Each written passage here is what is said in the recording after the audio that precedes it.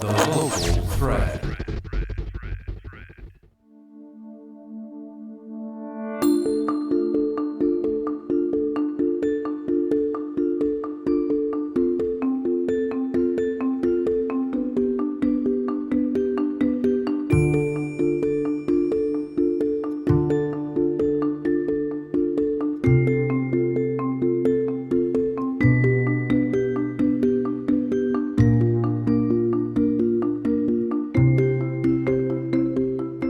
Welcome to Toledo Works, a weekly show produced in partnership with the Toledo Free Press as part of WGTE's The Local Thread. I'm Jaden Jefferson, a politics and government reporter and podcast host for the Free Press. This week, we're checking in with staff from the Toledo-Lucas County Public Library System. From connecting individuals to the internet or Northwest Ohio students to tutoring services, the library meets a diverse set of needs. At the same time, however, the library is facing a $1.6 million budget shortfall over the next 2 years. That's after last summer, State House Republicans made the switch from funding libraries through a set percentage to a line item appropriation, exposing the state's library systems to potentially more uncertainty in how much funding they receive. This new $1.6 million budget shortfall is in addition to an existing $2.8 million deficit, stemming from higher operational costs, according to the library. My first guest this hour is Cathy Bartel, the Toledo-Lucas County Public Library's Director of Public Services. Cathy, thanks for being here. Thanks for having me. Obviously, that's a lot of the fiscal situation, but before we dive into that later in our conversation, I just want to start with your own experiences at the library. As I understand it, you've been there over 40 years. So in that time, what have been some of the biggest shifts you've seen? So I have worked at the library for over 40 years. I started as a page. That's somebody who shelves books. I started with that, and then I went off to college. When I came back, I became a librarian, and then I left again and went to library school, and I came back as a children's librarian. During the time that I've worked at the library, I've been a page, a children's librarian, a branch manager, manager of circulation at the library, manager in our technical services department. So I've had a pretty broad range of experiences in all aspects of public service at the library. And the thing about being in those different positions is you kind of get exposed to a different side of the library. So were there some things that you were unfamiliar with before those different positions? When I became the circulation manager, I didn't really know how our catalog worked. That is something that I learned. I was here when we had the card catalog. That's how I started, filing cards in the card catalog. And now everything is online in our online catalog, and I am involved in that work also. The library has changed over the years from a place that used to be pretty much just books. We've added videos, we've added CDs, we've added computers. Over the years, things have changed so much. And that has meant the things that our customers are looking for have changed, and also our spaces have needed to change. And that really speaks to the fact that the library's mission or its objectives overall have shifted. Obviously, it's always kind of been a community center, but in many ways, its role has evolved. And so what would you say has been the way the library's role or presence in the community has been changed? So the library, we like to think of ourselves as the third place. People have their home, they have their work, and then they have somewhere else that they go. And the library we think of as a third place. It's a place where people can come to learn about the things they want to learn about, to meet with their neighbors, to use our computers and our Wi-Fi and our internet. It's a place for children to come and have dinner. It's a place for children to come and learn things about reading, just to have fun. We have many community partners in our spaces. I think that is one of the big things that's changed is how many community partners use our spaces. We have mobile health units. We have lawyers who come and help people with different things. The Ohio Justice Bus is one of the things that comes and does that. I think if you want a local service, the library is a really good place to start. And obviously, the library's really been able to grow its presence, not just through offering more services, but its actual physical presence. And it's also in a time of transition because there is a library branch that will unfortunately be closing for the neighborhood that it serves, but there's a larger project that's happening as a result of that. So kind of speak to what's unfolding currently. Absolutely. several years ago, the library passed a bond issue to allow us to update our spaces. I mentioned that as people's needs change, it makes it so that we need to change our spaces to accommodate. Unfortunately, with the budget cuts and with our master plan, the Toledo Heights branch is the branch that we decided to close. Toledo Heights is in a neighborhood not on a main street. That unfortunately has led to less use there. The people who do use it use all of our services. Their children come and spend the afternoons there. They read. We have programming. We serve food. We have meeting spaces. But that building is not on a main street. It's not in a place where people are driving by, which is one of the things we've noticed about how people find our spaces. They usually are on their way to somewhere else. The library's on the way, and then you stop. Toledo Heights, unfortunately, that's not true. It's also a very old building. It was built in the 30s. It is not handicapped accessible. And to bring it up to code, to make it handicapped accessible, would really cost a lot of money. And so that we can economize and do the best with the money that our citizens have voted to share with us, we made the decision to close Toledo Heights, and eventually Toledo Heights and Heather Downs will merge. One of the things that we found when we were looking at how to economize, we realized that many of the customers at Heather Downs actually live in the Toledo Heights area. It was a very large percentage that used both branches. So it's not, and they went farther for that.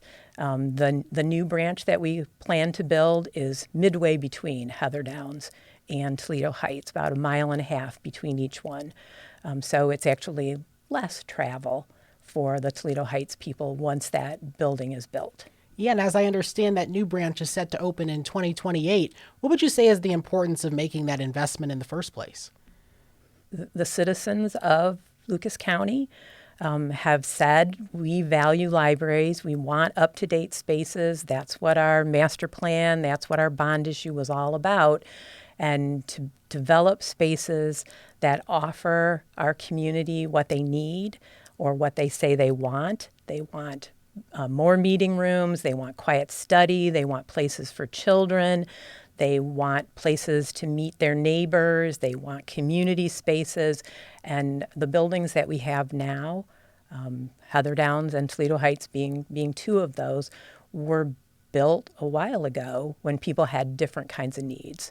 And as is true of companies, is true of government organizations such as the library itself, where you have to come up with a long-term plan for how to spend money and how to allocate resources.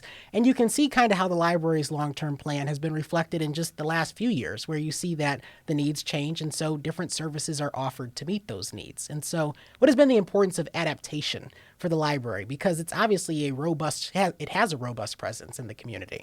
We are always listening to our customers and what they want from us, and we change the way we do things based on what they ask us.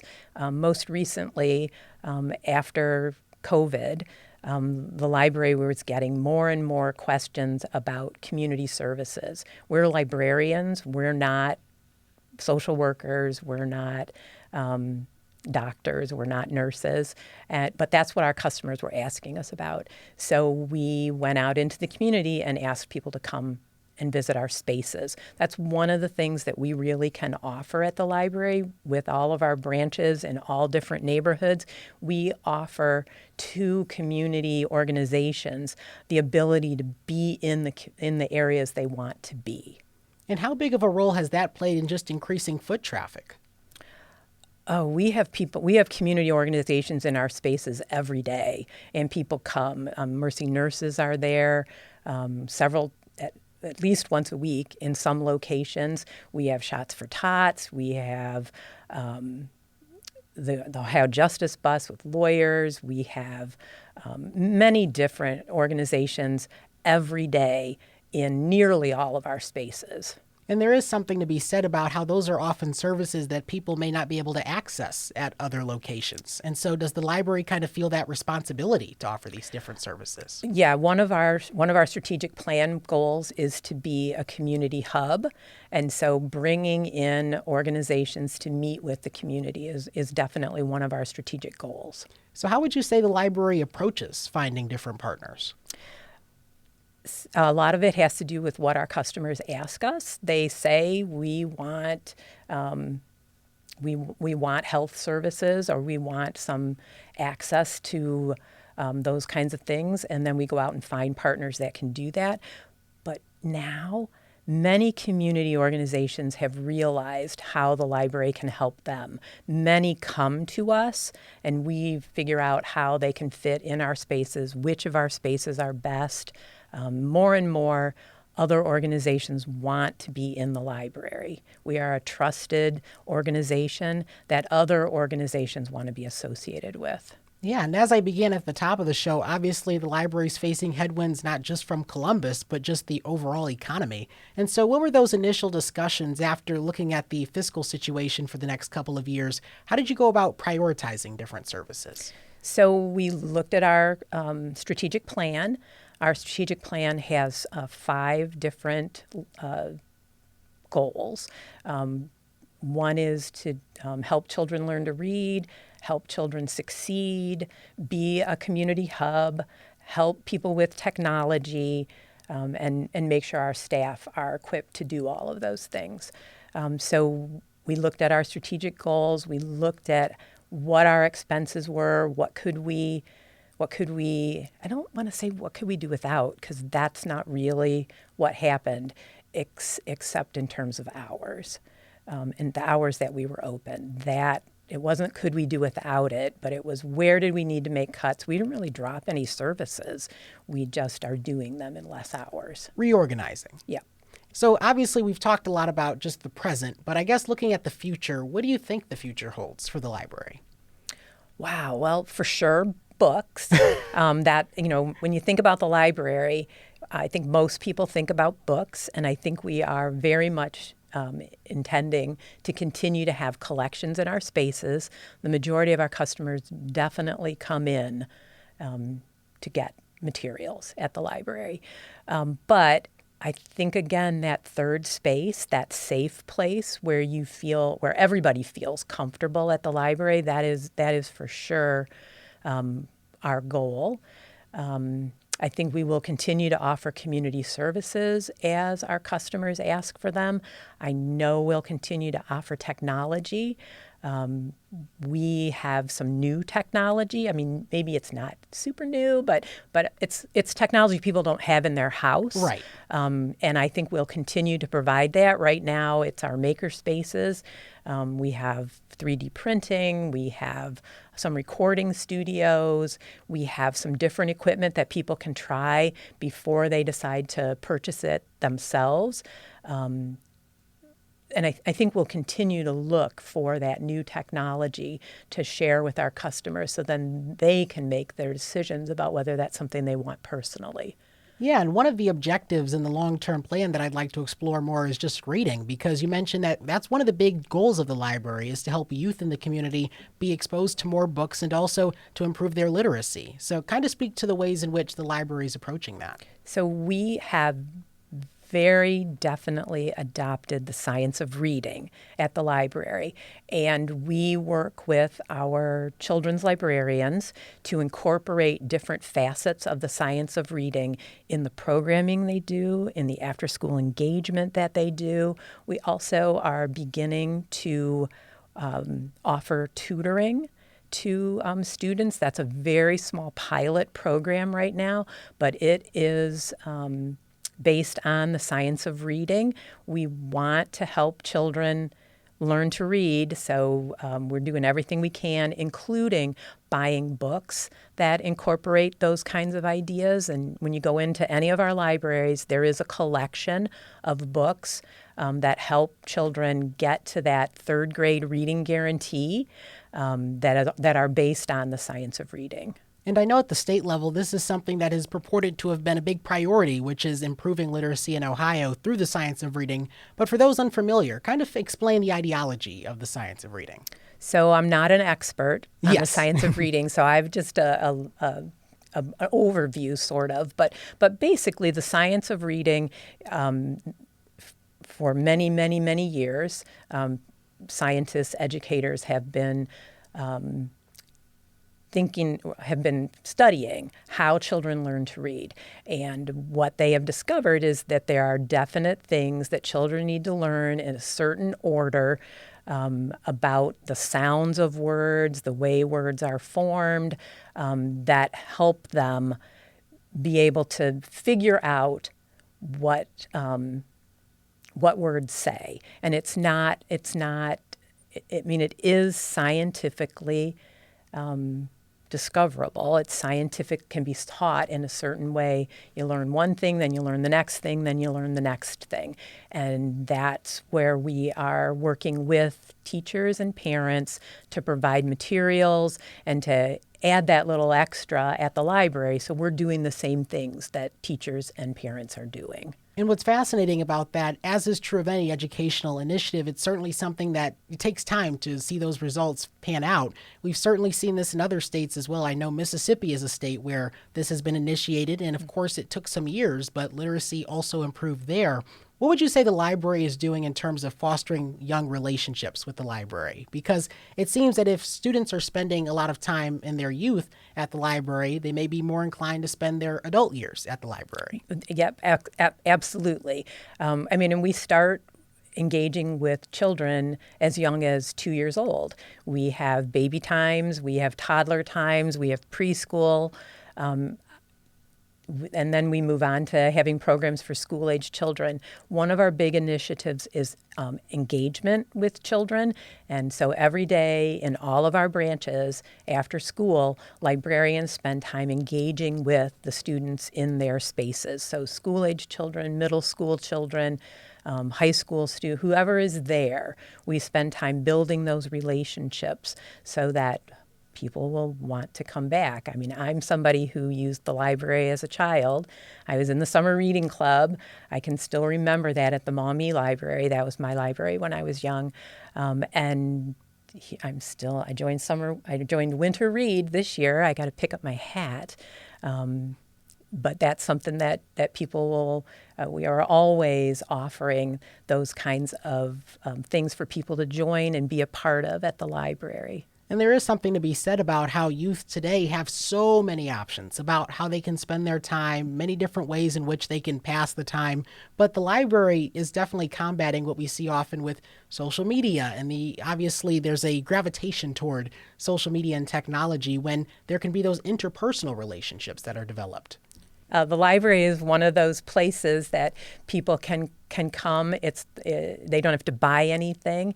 That is part of why we have our building plans, to make our spaces continually appealing and welcoming to our customers, to the citizens of Lucas County. Yeah, and I don't want to paint with a broad brush with regard to technology, because there are ways in which the library is using technology to reach more people. Certainly, the Libby app is one app that people have used, and there are plenty of other digital products that the library offers. So kind of speak to those and ways people can take advantage of them. So we have technology in our spaces with our computers and our Wi-Fi, and actually our Wi-Fi is also outside our spaces. If you're driving by the library or you stop by, you can use our Wi-Fi outside the library too. Yes. But so we have things in our spaces. We have Libby. You can read the Toledo Blade on the library's website, and also many other magazines. A lot of magazines aren't actually published in hard paper, in paper format anymore, Sure. But you can read them, hundreds and hundreds of magazines through Libby or through Flipster is the other product that we have. And besides Libby, we also have Hoopla. Hoopla is another product with audiobooks, and they also have whole music albums, TV shows. You can watch a whole TV season of a TV show on Hoopla. Or you can watch it on your phone, but you can also watch it on your television because you can download their app to your TV. There's so much technology. We have virtual reality things at the library. Those, we don't loan them out, but we work a lot with teenagers especially and provide programming. We do gaming at the library. There are a number of gaming clubs at different branches where kids can come and play these games with their peers, with the librarian there to help them learn new things about their games. See, you have a lot of technology. I think that's the short answer. You have a lot of technology, absolutely. Yeah, and could you have imagined 42 years ago when you began your career at the library that it would evolve into offering so many different things? No, not at all. I mean, we had the card catalog. We did not have a computer. We checked out books by running things through a microfilm machine. It was a very different time, that's for sure. And I can say one notable change in my time has been the fact that fines no longer exist. I remember there was a time when you had to pay a library fine, but those were gone years ago. So things are really changing. Yes. No fines was one of the projects that I worked on when I was the circulation manager. And it has allowed so many more people to continue to use the library. We really just want our materials back. We don't want to punish people. We just want the books back. So if you're holding onto that book from 3 years ago, it's probably a good idea to turn it in. Bring it back. Yes, absolutely. So I also just want to end here because not only do people pay their taxes to support the library, they also can support the library through volunteering or through spending just time utilizing the services. So what are some of the different ways that people can uplift the library? So definitely coming to our programs, being part of the conversations that we have, telling us what it is they're looking for at the library. Those are all things that help us. But we do have a lot of volunteers also, as you mentioned, that help us. We have volunteers that help us at our programs. During the summer, we actively recruit teenagers to help us with summer read. There's so many people in our spaces. We need that extra help, and we want to give the children that come in some attention, and there's no better attention than getting it from somebody who's a little bit older than you. So we really appreciate that. We also have our Friends of the Library, and they do quite a lot for us. One of the big things they do is hold the book sales at our book sales center. Those happen a number of times over the years. If you look at our website, you can see all the different sessions. You can come and purchase gently used books, but also books that people donate to us, things that were in our collection that aren't on our shelves anymore. Volunteers help us quite a lot. For sure. Well, Cathy, thanks again for coming on Toledo Works. I appreciate it.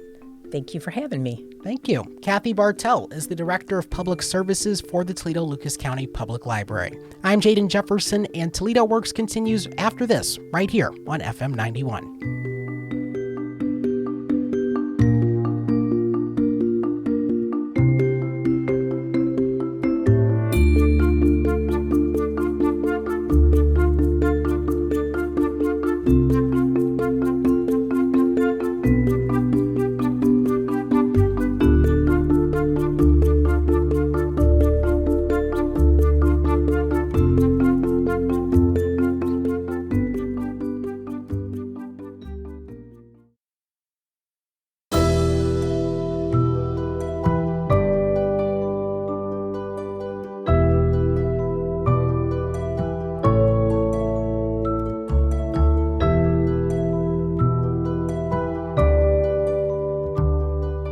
You're listening to Toledo Works from the Toledo Free Press and WGTE Public Media. I'm Jaden Jefferson. As we continue our episode on the Toledo-Lucas County Public Library and the people who make it work, I'm joined by Zachary Huber, who is the Fact and Fiction Manager at the main library branch. Zach, thanks for being here. Thanks for having me. Before we dive into your current position at the library, you initially worked with the small business and nonprofit division of the library. So kind of explain what that work entailed. Yes, I worked in the small business and nonprofit department for 6 years. So that department is pretty unique. It actually stemmed out of a change the library made in 2019 when the main library was renovated. We took librarians who were traditionally on the desk and could do some very limited amounts of one-on-one help with customers and made that a completely independent department that no longer staffed a reference desk. So it was a really interesting mix of one-on-ones with customers, doing research for their business plans, working with our partners in the community. But really a lot of it was about meeting our customers where they needed to be met for their business or their nonprofit. And that was something I discussed with our last guest, Cathy Bartel, who is the Director of Public Services for the library, that the library's role has really expanded. And one of the ways in which it has expanded, as you explained, is through helping nonprofits and businesses. And so what would you say has been the importance of that work? Sure. I mean, the work kind of fundamentally has always been about connecting people to resources.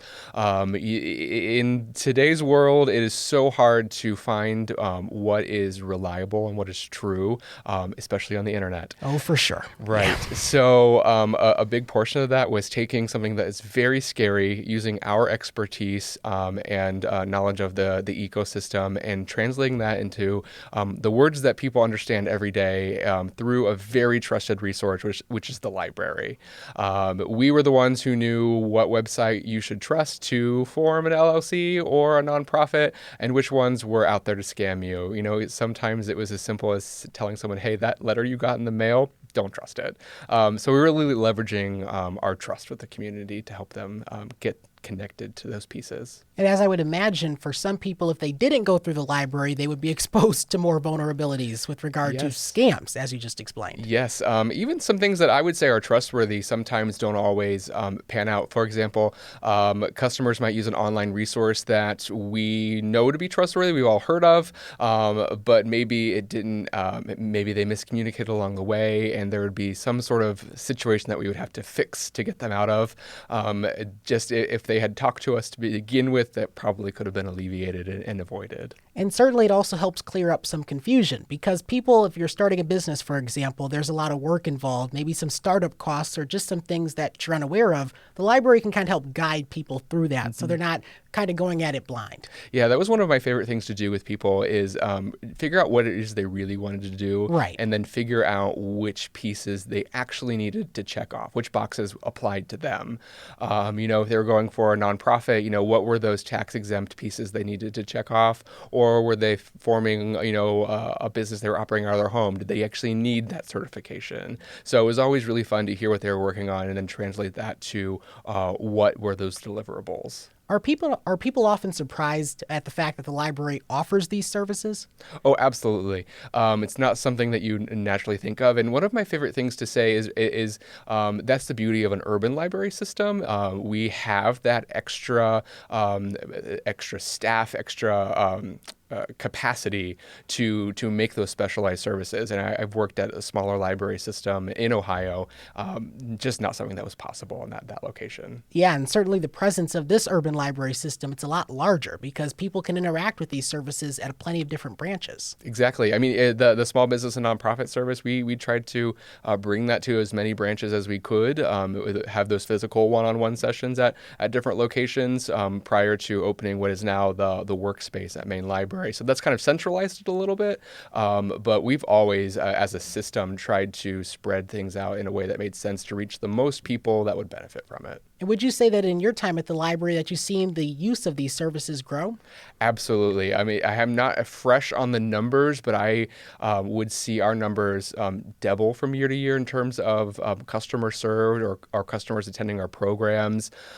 Somewhere in the 4,700 people served last year, I believe. And then when I started, so I started in 2019, I want to say that number is more like 1,200. So just in 5 years, and of course factoring in a pandemic happened during that time. So much growth has happened. So given that you say there's this growth that has happened, has it been just through the library's own promotional efforts, or has it been through word of mouth, or even both? Absolutely. We've been greatly supported by our communications team, but it's always, and this is not for just library service, this is any service, word of mouth is always the best review.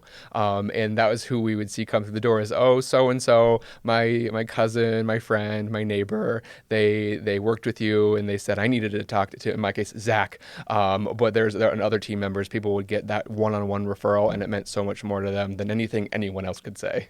And obviously, in the time since, you've now found a new role at the library as the fact and fiction manager at the main branch. Kind of explain for people what your day-to-day looks like now. Sure. So it is the fact and fiction position that is at main library the bulk of like the adult services collection.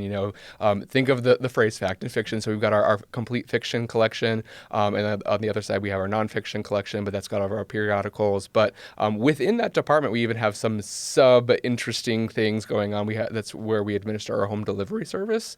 So folks who can't come to the library can sign up for materials delivered to them every month. It's also where we house the Steinem Sisters collection, which is, as far as we know, the only public library that has a feminist collection. Really? And that started a number of years ago through a donation from a local bookstore, actually. But the fact and fiction, it's really just what you'd think of as that massive piece of a main library. And so how do you source different materials? You just mentioned that a donation was made for the Steinem Sisters collection. What are some different ways that the library finds new materials? So we're always listening to our customers. Of course, we are also kind of keeping our pulse on what interesting and well-known authors are coming up. But we are always big fans of collecting works from local authors. So a lot of times we get those donated from local authors. Of course, a lot of our collection goes back to the 1800s. So that material hasn't gone. It's still in there. But we have traditionally been a depository for the federal government. So some of that stuff's just been accumulating through that system as well. And of course, like I said, just listening to the suggestions our customers are looking for. There are books on titles that I would have never thought of to suggest for purchase until someone's asked for it. So what would you say has been the importance of listening to customers? Because certainly they know what they want, and so they're kind of able to provide that direct feedback in a way. Yeah, we want to have the materials that people are looking for. Of course, we have to temper that with what does the most good with a limited budget, what will other customers also want. So if we can get it and it makes sense for everyone, we're happy to acquire it. There's always going to be some no's. We do have to factor in, is this something that only specific to you and your question, or can other customers benefit from this purchase decision? Well, and certainly social media has played a role too in the way in which libraries operate, because you will see authors are promoting their work through social media. And as I've heard, book talk is a big thing. I'm not on TikTok, but I've heard that that's also a big sector. So I am not on TikTok as well, but it is definitely impacted. I think so. Just 2 years ago, I believe, we kicked off Romance Con at the library, which has been so well attended. It's about 2,000 people attending that one day kind of celebration of romance authors and romance books. But I really, romance has always been around ever since you can think of those paperbacks people were reading in the 80s with Fabio on the cover. But the genre has really taken off, and I kind of attribute that to a little bit of book talk. See, and that's kind of like a primary example of how you see what's happening in the outer sphere kind of taking place in the library, because people are more so engaging with their library, not only because you can check a book out for free, but you're kind of having this experience with other readers. Exactly. And we service a number of book clubs. In fact, I'm one of the leads for the horror book club. So yet another genre over the recent years that has really taken off is the horror genre. People love to talk about what they're enjoying, whatever that media might be, if it's books, DVDs, audiobooks. I'm a big audiobook listener. I have a bit of a commute, so that's my area. So would you say that that's been the big way in which the library has not only increased foot traffic, but also just increased the amount of people who are reading? Because it definitely plays a role when you're engaging with something rather than just reading it passively. Yes, absolutely. That's actually, when we think of a library, sometimes we don't think of the retail component of connecting people to the things that they're looking for. So I, a number of years ago, got my master's in library science. And even at that point, we were talking about hand selling, finding that one thing that someone's looking for. I have so many people in my personal life where they weren't reading, they weren't readers. And I just kept saying, you just got to find that one thing. You got to find that genre, got to find that book, and it's going to open it up for you. And it's so true. So it's listening and kind of knowing a Rolodex of things that might work for somebody. And it's all about preference. And in many ways, it's that the library is a public square, too, because you're kind of seeing the ideas and the conversations taking place at the library. Yeah, it's funny you say that. Sometimes, so I will be working at the reference desk, and someone will be talking through something. And let me add the caveat, I'm not a fan of eavesdropping, but there'll be people who are both at the desk, and I'll hear someone jump in and say, oh, you should read this, or did you know the library was doing this, before I could ever even get on it. So people love to connect. And certainly there's also this early literacy component as well, because we're seeing in Ohio that there really is a push to not only help young readers read, but make them lifelong readers. And so would you say that the library has a big role in that? And if so, how? We do. So we are trying to stay on top of all the developments and what's current right now is the science of reading. Right. And so all across our entire system, every librarian has been trained on the science of reading, whether you work in adult services or youth services. That way we can understand what's being taught in the schools, how we can understand and better serve parents. And then we are also huge advocates for just getting people to read literally anything. And that's evident through our winter read and our summer read programs, which just keeps setting records, to be honest. Wow. So what do you make of that engagement? Why is it that this program is setting records? I think people love to be a part of something. We and there's a little bit of a nostalgia in there, especially in my generation. We think of the reading clubs where people will be rewarded with free pizza after reading so many things. We've all loved programs like that over decades. I mean, I can't remember the exact year we started our summer read, but we have materials from decades ago marketing that. And I think there's this huge kind of motivation to just say, hey, whether it's like a community read or the kind of program we're talking about now, people just want to participate because yet again, it's just like, hey, are you doing the winter read? Did you get your free hat? People just love that. And I think what comes to mind for me is just meeting people where they're at, because like you said, you just want people reading anything. Mm-hmm. The current program, winter read, it's just a number of books. We want you to read 2 books by the end of the program. Summer read is the same way. We want you to read a certain amount within that cycle period. You choose. We don't care. What would you say people get out of participating in the different programs? I know you mentioned community was a big part of that, because there is an isolating nature to maybe social media or just doing things on your own. But what are some of the other things that people derive from that? Yeah, I think we're always looking for our tribe, but we also want to... we're always kind of looking for that validation that what we're doing, everyone else is doing. And so we all have our genres. And to just, hear someone say it truly isn't matter what you're consuming, but the fact that you're doing it is correct. I think that that's a surprise I see from people every day. It's just we want you to participate. I mean, that's really the foundation of democracy, honestly, is it's this civic participation, and that happens at all levels. For sure. And certainly you mentioned that you lead a book club for the library, and it's about the horror genre. Mm-hmm. And in many ways, that's keeping people coming back. Yeah, I mean, you get, even on that level, a small community, and I think we see that with the other book clubs. I've subbed in a couple other ones. We have the Coffee Shop Book Club, and all of these meet every month generally, and you see the same people come back, and I mentioned, privacy with people. Those walls kind of come down. You start to see the same faces. They're part of your social network, even if you never see them outside of that Zoom session or that coffee shop meeting for your book club. And I think the reason those walls come down is because people, I guess, they're more open to being vulnerable, and you definitely get that out of a book club discussion. I've been a part of a few. Yeah, absolutely. I mean, reading is empathy. Sure. And so having that shared empathy can open new doors for conversations that have absolutely nothing to do with the book. book. So kind of take me through that book club meeting. Of course, you don't have to give away all the details. What happens in the book club meeting stays in the book club meeting.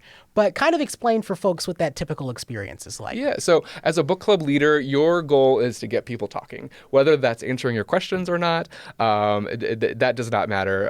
Sometimes people will have tangents that are coming in from their lives or they're bringing in those stories. Sometimes it's a little harder where maybe we didn't actually...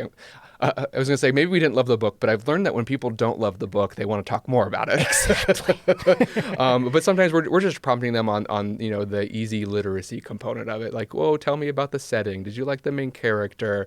All of that. But all that's really just to launch the discussion. It's that once people kind of gel after a few minutes and they're feeling a little bit more warm about the group, do we really get to that good discussion? This reminds me, I was reading Everything I Never Told You by Celeste Ng, and I tell you, the best conversations I had with my friends about that book were about how much we couldn't stand James's behavior. And I think that that's an important note, and that's the beauty of reading, because to some extent I can empathize with him, but at the same time I could despise him as a person. Exactly. You don't have to love everything to really enjoy a book, especially I think that's where the conversation comes in. If you read a book alone and you hated it, then you just kind of move on. But if you read a book alone and you hated it and there's someone else to egg you on, you're like, okay, I still got something out of this. Because it feels like time wasted when it's on your own, right? Right. So a good company can change anything. So kind of speak to how the library approaches, building those bridges and connecting with the community, because obviously book club is one way. What are some of the different other ways the library is engaging? Sure. We are always engaging in civic discussion. So every time that there's an election on the ballot, we're just trying to get people to sign up to register to vote. One thing that I always loved is some of the more lecture-like programs that we have going on at Main Library. In the past, that's been through our Better Toledo program, which is personal and professional development. We're looking at some other lecture series to really engage people with. And that's really, I really see the value of the library is, that lifelong learning. What are you going to be able to get that's a little bit more curated from people you trust? Whereas, of course, there's a lot on YouTube. You can Google anything, but sometimes that's overwhelming. And then how do you know that who you're watching is trustworthy as a resource? And I really like the point you made earlier where libraries can really be that central piece of democracy, because that's where conversations are happening and where people are going to be able to disagree, find something they agree with, find a perspective that they never thought someone could have. And so what would you say is the importance of the library in this particular moment? Well, I, as a librarian, sometimes get a little nervous when programs might pop up that could be controversial, because you always hope that people are civil towards each other, and that's usually almost always overwhelmingly the case. Our job is to get them in the room and to find those topics of discussion that people want to talk about, because every year is different. The topics need to change, and we have to stay on top of that. And so I love when people get into a room and they get to the point of the program where they're sharing their own experiences, and people get to hear about some other real human and what's affecting them. And that's how you fight polarization. Exactly. And also, this isn't just library programs. Our rooms across the system are open to community groups to organize their own events. And that is not something that we, try to prejudge who's using the rooms. So they're able to carry on their own conversations themselves just by using those facilities. And I see that often the library is hosting different authors events, and those are ways in which people are still being exposed to those ideas. And so what do you make of just the attendance and the interest in these events? Yeah, there's so many different kinds of programs happen across the system every day that I think there's always something that someone's interested in.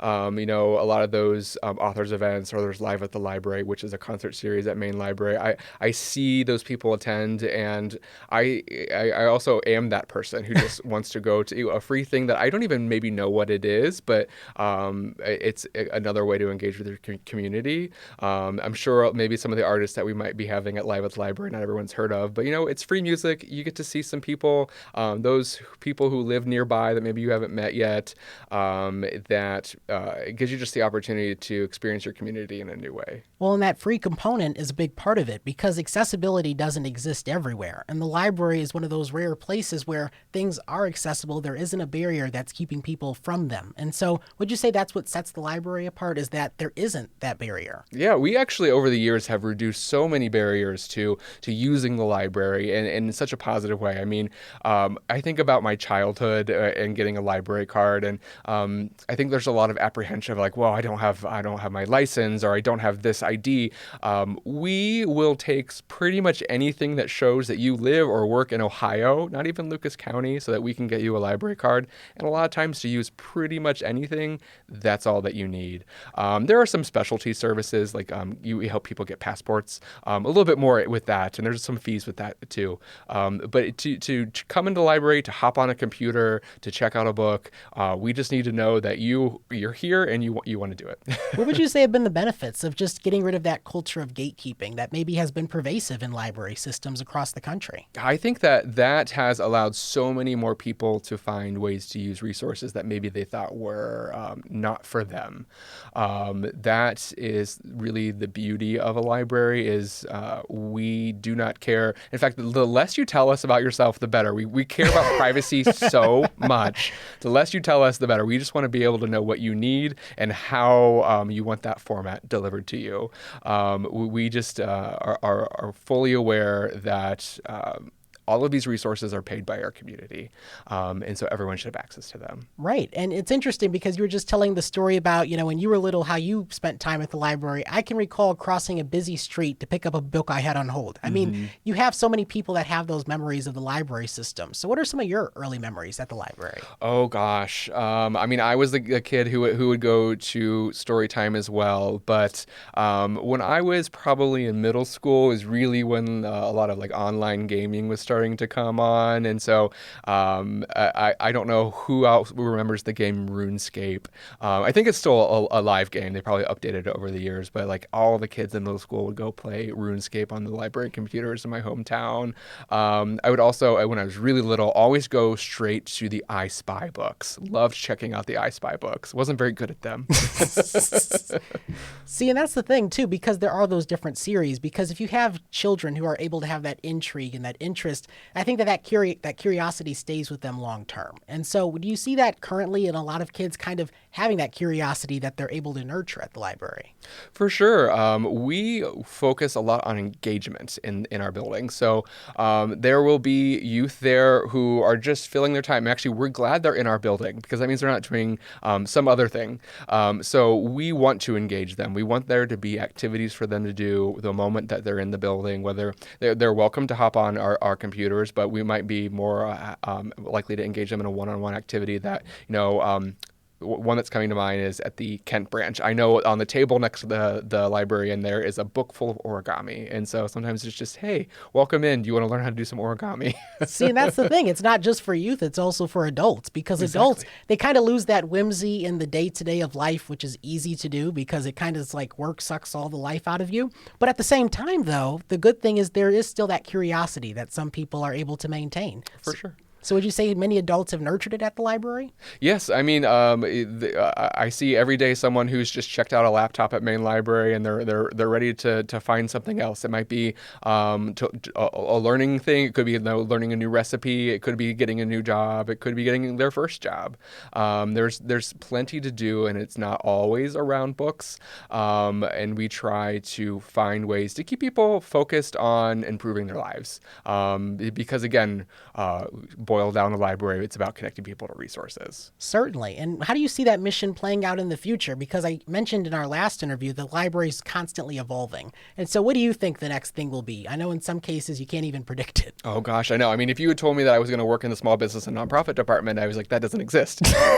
So I think we'll continuously find ways to bring in our community partners. I don't know if this is something that we're looking at locally, but I mean, just kind of as a parallel, the Los Angeles County Public Library, or it might just be the Los Angeles Public Library, they have a really unique area where they have permanent social services in their building, so that people can kind of come in. But one of those social services I found interesting was a GED. So through their library, they're able to get, their diploma equivalency. So I think the future is always going to be more integration rather than the library starts a new service. It's more about let's pull together the resources that we're already able to access. So would you say that it's common that the Toledo-Lucas County Public Library often pulls inspiration from other library systems? Absolutely. We try to be innovative on our own end because, every community is a little bit different. But the field of librarianship is very much a field. So a lot of folks are active in going to conferences, but, there's publications to read, magazines on librarianship that we get to hear from our other colleagues across the country. And many of those items will resonate with us, and we'll find ways to maybe not do the exact same thing, but our own version of it for what we would like to serve our community. So you're saying not only are people at the library learning, the people who work at the library are also learning. Always. We also are lifelong learners. Gotta love that. See, I think we could use more of those. That's a good thing. Well, Zachary Huber, you are the Fact and Fiction Manager at the Main Library Branch. Thanks for coming in on Toledo Works. It's been a pleasure. And that is all for this edition of Toledo Works, which is a part of WGTE's The Local Thread and produced in partnership with the Toledo Free Press. You can find the show online at wgte.org/Toledo Works, where new episodes are posted Friday morning before they air in the evening here on FM 91 at 7 p.m. I'm Jaden Jefferson. Have a great weekend.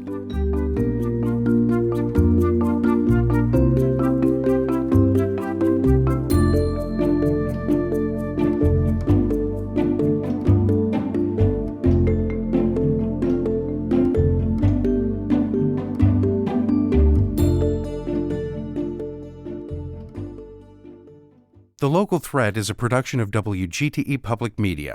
Episodes can be heard weeknights at 7 on FM 91 or anytime at WGTE.org.